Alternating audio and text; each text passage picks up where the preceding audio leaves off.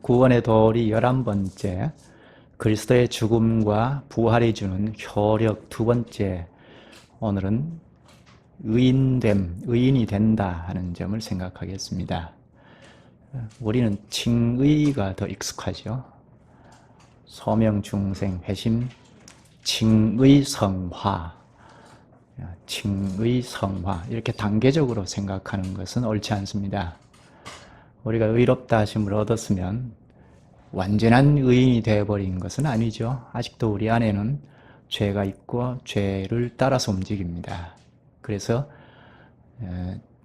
의인이 되었으나 점점 의롭게 되는 성화라고 할 수 있죠. 이것을 좀 생각해야 합니다. 칭의, 그 다음 단계가 성화, 이렇게 단계적으로 생각하는 것은 옳지 않습니다. 오늘 의롭게 된다 하는 점을 생각할 텐데요. 지금 말씀드린 이것을 염두에 두고 말씀을 듣겠습니다. 그리스도의 죽음과 부활이 주는 효력 혹은 혜택이 우리에게 풍성하게 미치는데요. 오늘 앞에서 읽은 본문 24절에도 속량이라든지 또 의롭다함, 오늘 생각할 것이죠. 그리고 25절에는 화목제물인데 화목이라는 것도 대속의 공로로 우리에게 미치는 것입니다. 이렇게 십자가의 대속의 공로가 우리에게 여러 부분으로 전체적으로 크게 미치는데요. 이런 점을 잘 전체적으로 깨달으면 그리스도의 대속의 은혜가 우리에게 얼마나 크게 오는가, 풍성하게 오는가 하는 것을 잘 알 수가 있습니다. 지난 시간에는 새 생명이 주어진다는 것을 생각했는데요. 오늘은 의인이 된다 하는 점을 생각하겠습니다. 의인이 된다 하는 것을 생각할 때 전제가 되는 것은 죄인이다 하는 것이죠. 죄인이었다가 의인이 되는 것입니다. 우리는 다 죄인이었습니다. 본문에 보면 23절에 보면 모든 사람이 죄를 범하였음에 하나님의 영광에 이르지 못하더니 합니다. 만일 인류가 다 죄인이었다, 모든 사람이 죄인이었다 하는데요. 좀 더 나가서 5장 12절에 보면 한 사람으로 말미암아 죄가 세상에 들어오고 이로 말미암아 모든 사망에 이르렀다 하고 그래서 모든 사람이 죄를 범했고 모든 사람이 사망에 이르렀다 합니다. 여기 한 사람은 아담이죠. 아담 한 사람이 하나님 앞에 범죄했는데 그 죄가 그로부터 오는 모든 사람들에게 이르렀다는 것입니다. 영향이 끼쳤다는 것입니다. 아담의 범죄가 하나님 앞에 인류의 총대로, 인류의 대표자로 범죄한 건데요. 그래서 아담으로부터 오는, 아담의 집안에서 오는 인류가 다 죄인입니다. 만인류가 다 죄인인데 아담의 죄가 우리에게 전가되었다는 것입니다. 전가라는 말이 좀 어려운데요. 책임 전가할 때 전가입니다. 아담의 죄와 책임이 우리에게 씌워졌다. 우리에게 옮겨 씌워졌다는 것입니다.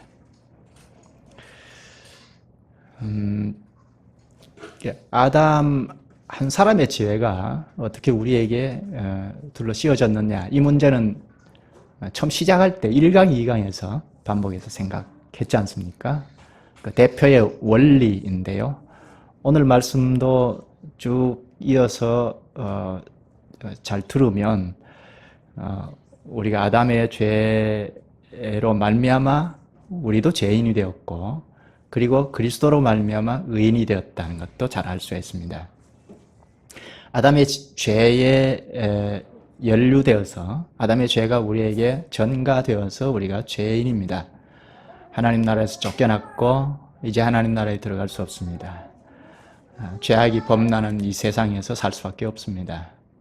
사람이 가장 불행인 것은 하나님 앞에 이룰 수 없다는 것입니다. 하나님 앞에 나아가서 의로운 사람으로 살 수가 없는 상태가 되었다는 것이 인류에게 불행입니다. 그런데 하나님께서 특별 조치를 취해 주셨습니다. 사람은 스스로 할 수 없는데 하나님께서 특별 조치를 취해 주셨습니다. 의를 입어서 하나님 앞에 나아갈 수 있도록 하셨습니다. 여기 의라는 말을 이제 앞으로 계속 쓸 텐데요. 의는 약속과 관련이 된 말입니다. 보통 세상에서 의라고 하면 어떤 경우입니까? 정의라는 말도 요즘 자주 쓰는데요. 세상에서 의는, 정의는 무엇을 두고 하는 말이죠? 법과 원칙을 잘 지키면 의이다 하죠. 그런데 성경에서 말하는 의는 약속을 잘 지킬 때 의라고 합니다. 하나님께서 하신 약속을 잘 지킬 때 의라고 합니다. 그런데 21절에 보면 하나님의 의가 나타났다고 하죠. 하나님의 의는 하나님께서 약속하신 말씀을 지키신다는 것입니다. 여기에서는 예수 그리스도께서 대속 사역을 행하셨는데 그리스도의 대속 사역을 믿고 나오는 자는 의롭게 한다 하는 약속을 하셨는데 그 하나님의 약속을 믿고 나오는 자에게 의롭게 하십니다. 하나님께서 약속을 지키셔서 의인이 되게 하십니다. 그게 하나님의 의입니다. 본문 한 장 더 넘겨서 4장에 가면요. 4장 3절에 보면 성경이 무엇을 말하느냐? 아브라함이 하나님을 믿음에 그것이 그에게 의로 여겨진 바 되었느니라. 아브라함은 우리와 같이 죄인이었는데 의로 여겨진 바 되었다고 하죠. 또 4장 9절에도 보면 아브라함에게는 그 믿음이 의로 여겨졌다 하노라 합니다. 여기 여긴다, 여겨졌다 하는 이 말이 4장에 빈번히 나옵니다. 여긴다 하는 이 말은 전가한다는 말입니다. 그에게 돌린다 하는 뜻입니다. 아브라함의 의가 전가되어 하나님의 의가 아브라함에게 전가되어 의인이 됐다는 것입니다. 오늘 우리도 하나님의 의가 덧입어지면 우리도 의인이 될 수 있습니다. 그럼 하나님 앞에 나아갈 수가 있죠. 그럼 이 의를 덧입기 위해서 어떻게 해야 하느냐? 본문 22절에 곧 예수 그리스도를 믿음으로 말미암아 모든 믿는 자에게 미치는 하나님의 의인이 차별이 없느니라 하죠. 하나님의 의가 미친다 하는데 어떻게 해서 미친다고요? 믿음, 예수 그리스도를 믿음으로 말미암아라고 하죠. 하나님의 의를 덧입어 하나님 앞에 나갈 수 있는 것은 그리스도를 믿음으로 가능합니다. 믿음이 참 중요하죠. 그럼 믿음이 무엇인가요? 믿습니다 하고 힘주어서 말하면 그게 믿음인가? 그건 소신이죠. 소신과 믿음은 다르죠. 그리스도께서 하나님의 뜻을 행하기 위하여 이 땅에 오셔서 십자가를 지셨는데 그리스도께서 십자가에서 우리의 의를 다 이루어 놓으셨습니다. 객관적으로 우리의 의를 다 이루어 놓으셨는데 우리가 그 사실을 알고 받아들이는 것이 믿음입니다. 믿음은 우리가 무엇을 만들어서 믿습니다 하는 것이 아니고 그리스도께서 십자가에서 우리의 의를 다 이루어 놓으셨다 하는 이 사실을 알고 수용하는 것, 이것이 믿음입니다. 하나님께서 그리스도를 이 세상에 보내셨고 그리스도께서 친히 하나님의 뜻을 행하고자 십자가에 죽으시고 부활하셨는데 그것으로 하나님으로부터 의를 획득해 놓으셨습니다. 그 사실을 우리가 알고 손을 내밀어 받아들이면 우리에게 의를 입혀 주십니다. 거기에 우리의 의, 우리의 행위, 우리의 업적, 거기에는 참여할 수 없죠. 그리스도께서 나 대신해서 죄에 대해 심판을 다 받으시고 부활하심으로 의를 획득해 놓으셨습니다. 거기에는 우리의 의, 우리의 행위가 전혀 개입되어 있지 않습니다. 그러니까 믿음이란 바로 하나님과 그리스도께서 이루어 놓으신, 의로 말하면 의를 획득해 놓으신 그 사실을 알고 우리는 받아들이는 것, 수용하는 것, 이것이 믿음입니다. 따라서 하나님은 우리의 의, 우리의 행위를 조금도 인정하지 않으십니다. 우리의 의, 우리의 선행을 인정치 않습니다. 그리스도께서 십자가에서 의를 다 이루어 놓으셨기 때문에 우리 스스로의 의를 인정치 않습니다. 믿음이란 우리의 것이 조금 더 섞이지 않는 것, 오직 하나님께서 그리스도 안에서 이루어 놓으신 것을 인정하고 받아들이는 것입니다. 하나님께서 우리의 의를 조금 더 인정하지 않는다 하는 것, 왜 그럴까요? 첫째는 하나님께서 그리스도 안에서 우리의 의를 다 이루어 놓으신 것 때문이고, 그리고 둘째는 우리를 의롭게 만드시기 위함입니다. 다른 말로 그리스도와 연합시키려 한다는 것입니다. 우리의 행위, 우리의 의가 있으면 그리스도와 연합 안 되잖아요. 우리는 우리대로 따로 있죠. 또 다른 말로 하면 그리스도께 굴복시키기 위함이라는 것입니다. 우리의 의가 있으면 그리스도께 굴복되지 않습니까? 하나님께서 완전히 종속이 될 때, 우리가 하나님께 완전하게 종속이 될 때 하나님께서 우리를 의인되게 하십니다.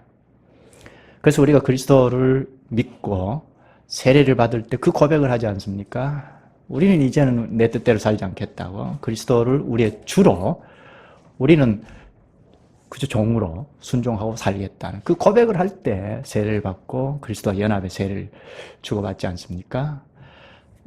그러면 의롭다 칭함이라는 표시를 하는데요. 세례로서 하죠.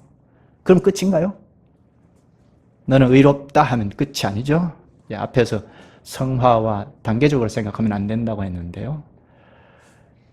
의롭다 칭함을 받았지만 법적으로 의인이다 하고 시작하지만 시작이죠. 점점 하나님으로부터 의를 덧입어서 그리스도께서 이루어 놓으신 획득하신 의를 계속 입어서 의롭게 성장해 나가야 하죠. 그게 성화이죠. 하나님께서 원하시는 것은 이렇게 이상적인 국민으로 키워가시기 위하여 우리의 것을 인정치 않으십니다. 그리스도와 같은 사람으로 키워가시기 위하여 우리의 의를 용납하지 않습니다. 우리의 의가 없어야 우리를 그리스도의 의를 입히셔서 그 의를 발휘하며 살게 하시는 것입니다. 그래서 그들과 함께 의의 사회를 뚜렷이 이루고 가도록 하시는 것입니다. 하나님께서 우리가 완전히 승복하기를 요구하신다고 할 수 있습니다. 우리에게 완전한 승복을 요구하십니다. 왜 그럴까요? 아니, 우리를 로봇을 만들려고 하시는가? 기계 부속품도 아닌데 왜 완전한 승복을 요구하시는가? 하나님이 보실 때 과연 그렇다 할 만한 인격체를 만드시기 위함입니다. 우리가 우리 스스로 하나님의 말씀을 통해서 깨닫고 성령의 능력을 힘입어서 하나님을 순종하고 하나님을 높이고 영광을 돌리고 하는 이 일은 로봇과 비교할 수 없죠. 우리 스스로 하나님의 뜻을 의식하고 인식하고 우리 자신을 스스로 드릴 때 로봇과는 현격한 차이가 있죠. 그 일이 하나님께서 보실 때는 하나님이 친히 하시는 일의 동참자로 인정하십니다. 우리를 그렇게 인격자로 만드시기 위하여 완전히 종속하고 굴복하도록 하시는 것입니다. 우리가 하나님의 일의 동력자가 이런 점에서 가능합니다. 우리의 의, 우리의 행위를 다 버리고 믿음으로, 즉 주님께서 행하신 그 일에 우리 자신을 드리고 수용할 때 그것을 믿음이라고 했죠. 그럼 하나님의 동력자가 되는 것입니다. 하나님을 믿는 믿음을 하나님께서 인정하시는 이런 믿음을 가지려면 알아야 할 것이 있습니다.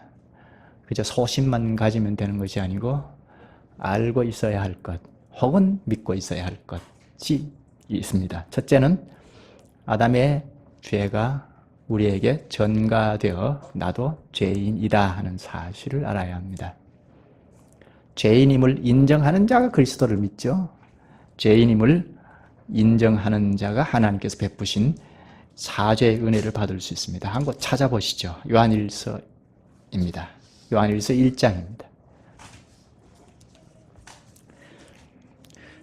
우리 자신이 죄인임을 뼈저리게 인식하는 그런 상태일 때 자신을 버리고 그리스도의 대속의 공효를 굳게 의지하고 갈 수가 있죠. 요한일서 1장 찾으셨으면 8절을 볼까요? 만일 우리가 죄가 없다고 말하면 스스로 속이고 또 진리가 우리 속에 있지 아니할 것이요. 죄가 없다고 하면 스스로 속는 것이다 했고 진리가 그 속에 없다고 하죠. 진리의 말씀을 깊이 깨달아 갈수록 자기 안에 죄를 인식합니다. 죄 없다 그렇게 할 수가 없죠. 그 다음에 10절을 볼까요? 만일 우리가 범죄하지 아니하였다 하면 하나님을 거짓말하는 이로 만드는 것이니 또한 그의 말씀이 우리 속에 있지 아니하니라. 나 범죄하지 않았다 하면 하나님의 말씀이 그 속에 없다는 것입니다. 하나님을 속이는 자라는 것입니다. 그러면 이런 자는 하나님의 의를 덧입을 수 없죠. 그러나 9절을 볼까요? 만일 우리가 우리 죄를 자백하면 그는 미쁘시고, 미쁘다는 말, 진실하다는 말인데 의로우사 우리 죄를 사하시며 우리를 모든 불의에서 깨끗하게 하실 것이요. 자기가 죄인임을 깊이 인식하고 자백하는 자에게 하나님께서 사죄의 은혜를 덧입혀 주십니다. 모든 불의에서 깨끗하게 하십니다. 의롭다 하십니다. 이렇게 죄를 고백하는 이것은 예수 그리스도를 딱 믿을 때 한 번 하고 맙니까? 그렇지 않죠? 칭의는 법적으로 한 번이지만 회개하면 한 번이지만 계속해서 의롭게 되어가야 하죠. 말씀을 깨달으면 깨달을수록 내가 정말 죄가 많구나. 자신의 죄의 깊이 크기를 절실히 인식하지 않을 수 없습니다. 이것은 바울의 고백을 봐도 잘 알 수가 있습니다. 바울은 교회를 심하게 박해한 그 죄 하나 때문에 일생을 끌고 갔습니다. 물론 다메섹 도상에서 그리스도를 만나서 회개를 하고 하나님께서 그 죄를 사해 주셨지만, 그러나 처음 사도가 되었을 때는 사도라고 했지만 7년쯤 지난 이후에는 사도 중에 가장 작은 사도라고 했고, 그리고 한 5년쯤 지난 다음에는 성도 중에 가장 작은 성도라고 했습니다. 그리고 생애 말년에는 죄인 중에 괴수다, 제일 큰 죄인이다 하고 고백을 했습니다. 이는 복음을 전하는 사도로서 복음의 말씀의 진리를 깨달으면 깨달을수록 자신이 지은 죄가 그만큼 크게, 점점 더 크게 보였다는 것입니다. 죄의 깊이를 인식했다는 것입니다. 사도만 그럴까요? 오늘 우리도 마찬가지입니다. 처음 예수 그리스도를 영접하고 회개할 때 나의 죄를 보았던 것 이상으로 주님께서 공급해 주시는 말씀을 자꾸자꾸 섭렵해 나갈 때, 그래서 그리스도의 대속의 은혜가 얼마나 큰가 하는 것을 깨닫는 것과 비례해서 우리 자신의 죄가 점점 더 크게 보입니다. 이런 자가 그리스도의 사죄의 은혜를 입을 수가 있죠. 이런 죄가 두 번째, 그리스도께 전가되었음을 알아야 합니다. 아담의 죄가 나에게 전가되어서 내가 죄인이다 하는 사실도 인식해야 하지만 동시에 마지막 아담인 그리스도께 우리의 죄가 전가되었음을 인식해야 합니다. 그리스도께서 우리의 죄를 짊어지시고 죽으신 원리를 알아야 합니다. 이사야 53장 5절을 보면 그가 찔림은 그리스도의 찔림은 우리의 허물 때문이요 그가 상함은 우리의 죄악 때문이라. 여호와께서 우리의 모든 죄악을 그에게 담당시키셨다 합니다. 하나님께서 우리의 죄악을 그리스도에게 담당시키셨다는 것입니다. 전가시켰다는 거죠. 그뿐 아니라 셋째, 그리스도의 의가 나에게 전가된 것도 알아야 합니다. 나의 모든 죄가 그리스도에게 전가되었다는 것을 아는 것과 동시에 그리스도의 의가 나에게 전가되었다는 것도 알아야 합니다. 그리스도께서 나의 죄를 짊어지시고 십자가에 죽으셨기에 하나님은 나에게 죄값을 묻지 않으십니다. 나를 보실 때 죄 가운데 있는 나를 보시는 것이 아니고 그리스도 안에 있는 나를 보십니다. 그리스도의 의를 나의 의로 간주하셔서 의인으로 보십니다. 우리가 의인인 것은 의를 가지신 그리스도에게 연합되었기 때문입니다. 그리스도의 의가 우리에게 전가된 것은 우리가 그리스도 안에 있기 때문입니다. 고린도후서 5장 21절에 보면 하나님이 죄를 알지도 못하신 이를 우리를 대신하여 죄로 삼으신 것은 우리로 하여금 그 안에서 하나님의 의가 되게 하려 하심이라. 우리는 전부 아담 집안에서 태어났습니다. 그래서 아담의 죄를 가지고 태어났습니다. 죄인으로 태어났습니다. 우리 갓난아이가 있는데 갓난아이가 엄마 젖을 먹으면서 저 꼭지를 꽉 물지 않습니까? 죄성이죠. 죄인이라는 것입니다. 배가 고플 때 우는 정도는 가능하지만 계속해서 주지 않으면 막 악을 쓰죠. 죄성입니다. 날 때부터 죄인으로 태어났다는 것입니다. 이것이 아담의 가정에서 태어났기 때문입니다. 그런데 하나님께서 자녀로 입양하고 호적을 옮긴 그 시로부터 그리스도에게 소속이 되고 그리스도의 의를 덧입게 됩니다. 이 일을 교회는 확정을 하죠. 세례로서 그리스도와 연합의 세례를 받았다 하고 공표를 합니다. 이렇게 의롭다함을 얻은 의인이 된 자는 이제 더 이상 정죄함을 받지 않습니다. 크고 작은 우리의 실수가 있습니다. 그러나 그것 때문에 누가 정죄할 수 없습니다. 한 것을 찾아볼까요? 로마서 8장입니다. 우리가 그리스도를 믿음으로 의롭다 칭함받은 후에 혹 죄를 범한다 하더라도 누가 너 죄인이다 하고 정죄할 수 없다는 것입니다. 왜 그런가? 왜 우리를 정죄하지 못하는가? 8장 찾으셨으면 33, 34절입니다. 로마서 8장입니다. 로마서 8장 33, 34절. 누가 능히 하나님께서 택하신 자들을 고발하리요. 누가 고발은 하겠지만 고발할 수 없다. 의롭다 하신 이는 하나님이시니 누가 정죄하리요. 죽으실 뿐 아니라 다시 살아나신 이는 그리스도 예수시니 그는 하나님 우편에 계신 자요 우리를 위하여 간구하시는 자시니라. 우리를 위하여 간구하시는 자가 누구라고요? 우편에 계시니까 그리스도이죠. 여기 좀 앞에 보면 26절에 보면 성령께서 말할 수 없는 탄식으로 우리를 위하여 간구하신다고 합니다. 성령께서 우리의 연약함을 아시고 하나님께 간구하십니다. 그런데 여기 그리스도께서 간구하신다는 것은 변호하신다는 걸로 번역하는 것이 낫습니다. 성령께서는 우리의 연약함을 아시고 간구하시는데 그리스도께서는 하늘 우편에 계셔서 아버지 하나님께 변호하십니다. 우리의 변호사이십니다. 그래서 우리는 여전히 의롭습니다. 요한 1서 2장 1절에 보면 만일 누가 죄를 범하면 아버지 앞에서 우리에게 대언자가 있으니 곧 의로우신 예수 그리스도시라. 의롭다 칭함을 받은 자라도 의인이다 하고 하나님으로부터 인정을 공식적으로 받았을지라도 죄를 범할 수 있다는 거죠. 근데 정죄할 수 없다고 합니다. 대언자가 있다고 하죠. 그리스도께서 대언자이십니다. 혹시 우리가 죄를 범하면 이 사탄 이놈은 우리를 가만히 두지 않죠. 하나님 앞에 쫓아가서 고소합니다. 죄인이라고, 의인이 아니라고. 그때 그리스도께서 옆에서 아버지 하나님 앞에 변호하십니다.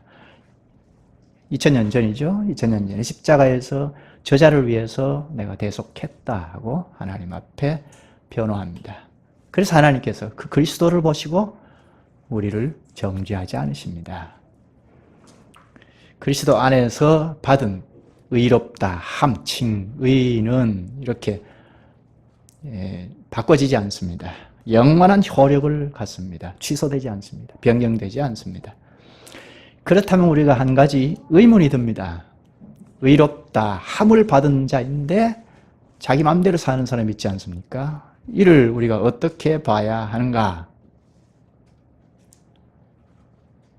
의롭다, 함, 이것을 세례로서 공표하지 않습니까?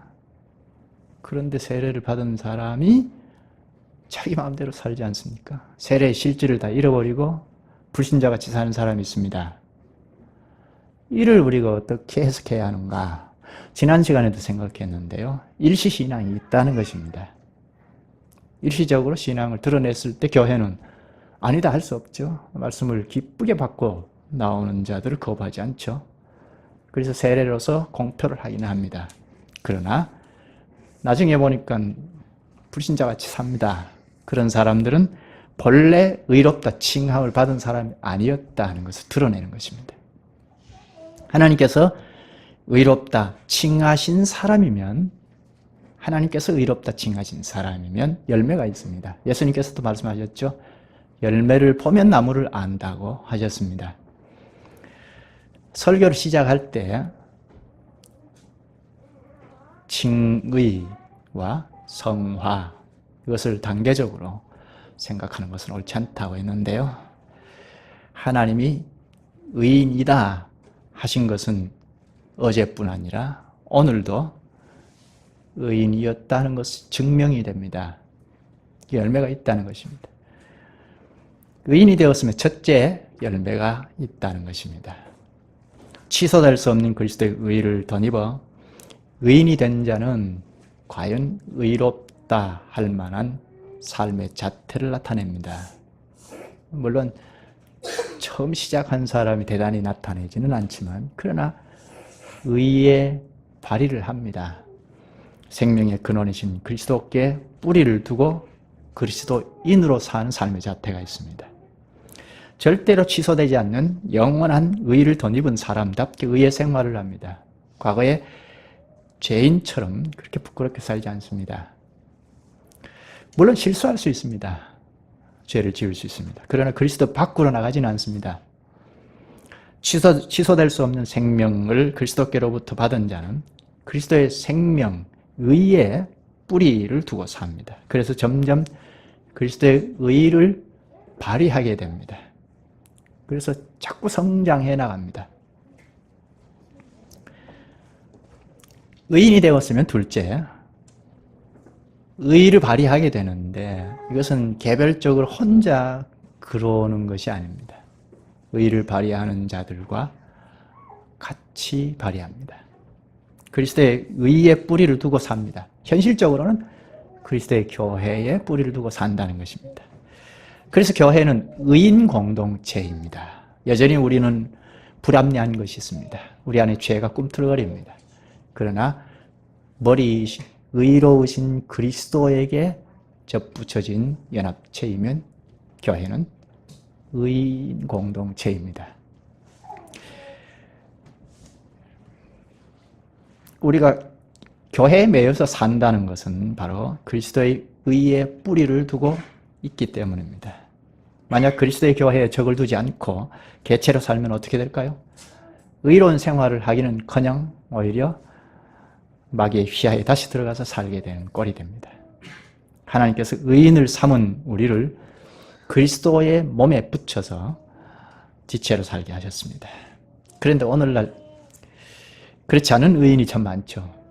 자기가 힘써 열심히 훌륭한 일을 하거나 업적을 남기면 그 사람 참 의롭다 하죠. 그것은 하나님께서 가르치신 말씀을 잘 몰라서 그렇습니다. 개별적으로 그렇게 의롭다 할 수가 없습니다. 그리스도의 의에 연합이 없이 어떻게 의로운 생활을 한다는 말입니까? 그것은 굳이 의라고 붙인다면 자기 의죠. 자기 의를 드러낼 뿐입니다. 그건 세상 사람들도 할 수 있는 거죠.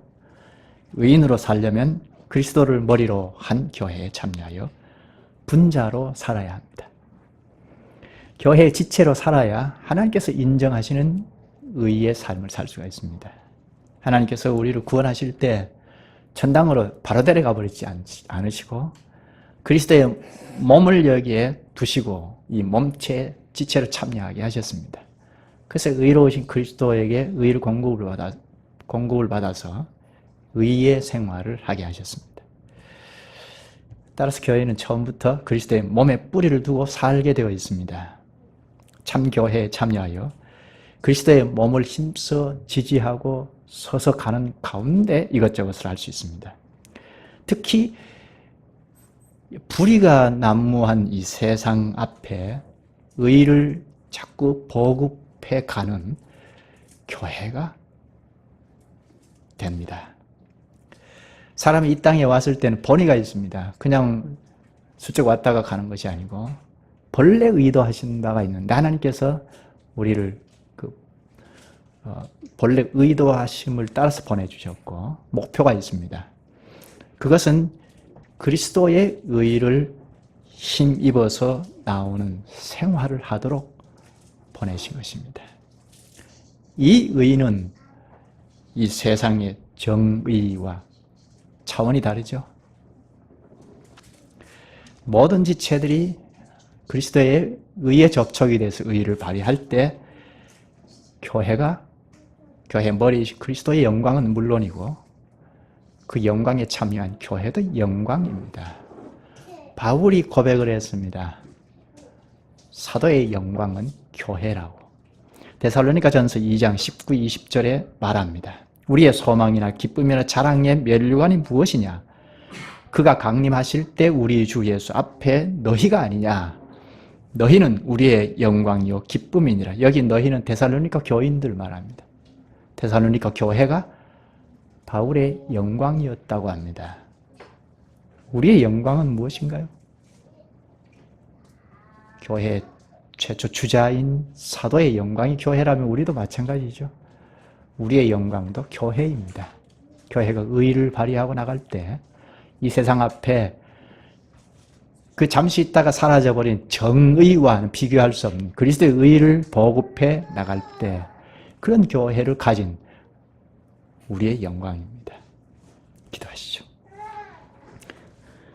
자비하신 주님, 주님께서 그리스도의 죽음과 부활이 주는 은혜 중에 오늘 저희를 의롭게 하신 사실을 가르쳐 주시니 감사옵나이다.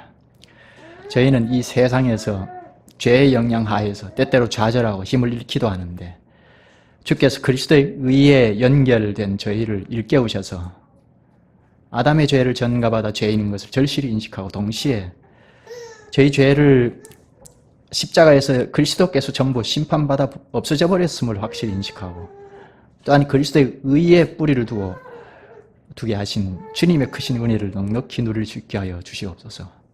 주님이 주신 은혜가 넘쳐서 그리스도의 생명을 능력 있게 발휘하여 의의 공동체가 되어 나갈 수 있게 하여 주시옵소서. 예수님의 이름으로 기도하옵나이다. 아멘.